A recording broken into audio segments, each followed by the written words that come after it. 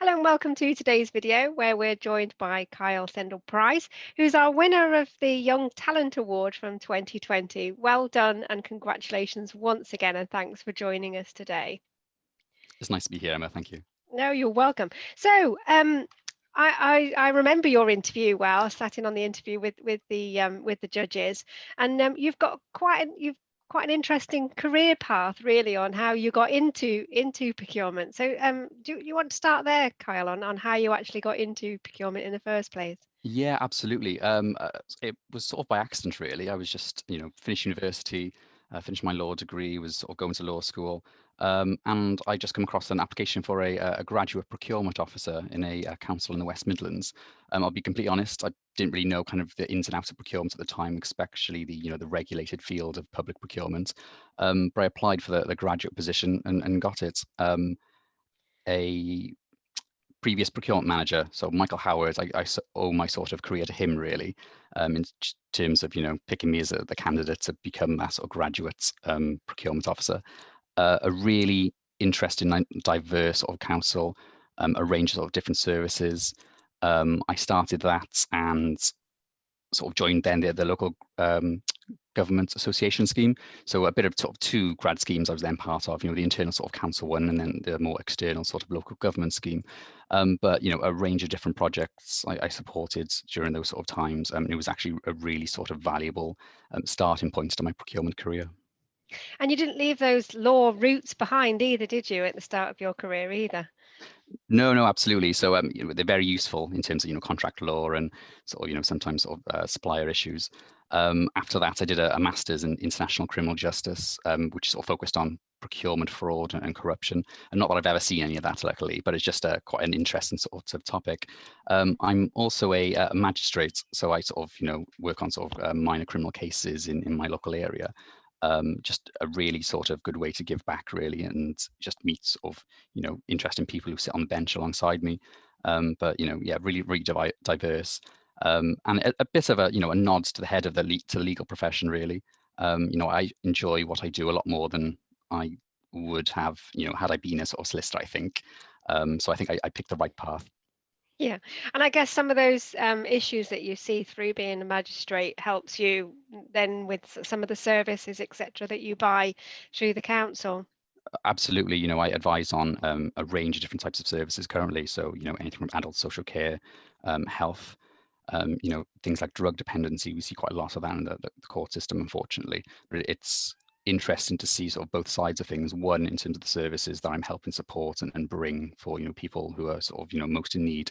And then sort of seeing the issues of, I guess, drug dependency. And, it's not about penalizing people. It's about sort of rehabilitation, in terms of the court system. So helping people go through those journeys to actually, get them out on the other side.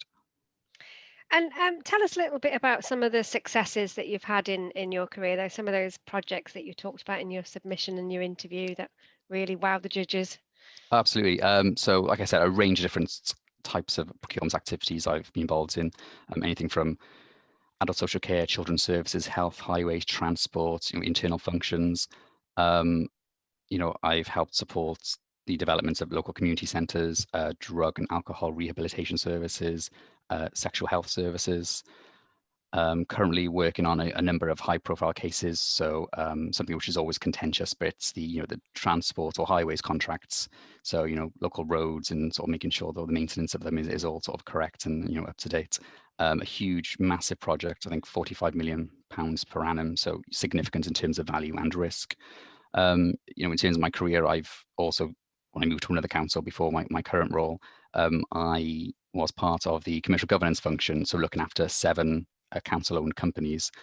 So also managing the procurement team and the sort of company function, but quite an interesting sort of diverse portfolio. I even have to helicopter myself into one of those companies to become the company manager, and sort of like took over a property development company just to sort of deal with some of the governance issues and just put procurement at center stage in terms of what they were doing. But currently now I'm sort of head of strategic procurement for a large council.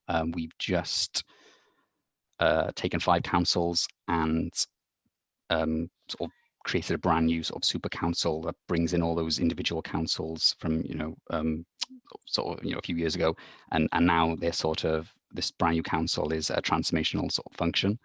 So it's quite interesting to see the journey, and, over the last sort of few months, I've had to sort of deal with services that, I haven't actually dealt with before. And, bringing in new procurement into my sort of function from other ex-councils. So, a really interesting and sort of diverse time, I think. The issues with COVID as well, and Brexit, the regulations that govern procurement law are due to change. So we really need to sort of get into the skin of that, and, what options and tools we have for the procurement profession. Excellent. Well, you've achieved so much in your career at such a young age. What's next? What's the next 5 years? The plan for you? So I've just become a non-executive director of a local housing company in Wales, actually. So, a really sort of interesting and dynamic association that has a really good sort of transformational project, and really ambitious ideas for developing, really quality and sort of, very good homes. I'm in the process of finishing my doctorate. So in sort of 2 years, I'll hopefully be a doctor of procurement if I finish it.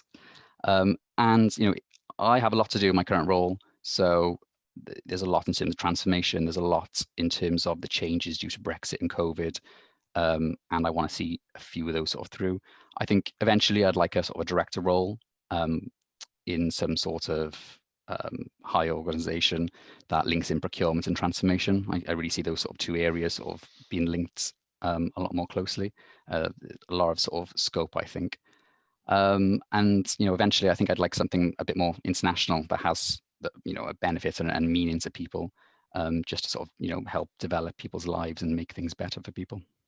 That's something that very much came out in your submission and your interview, those linkages, that social value, that procurement making a real impact and changing people's lives, that really shone through. That's something that really impressed the judges. So yeah, that's a great example there.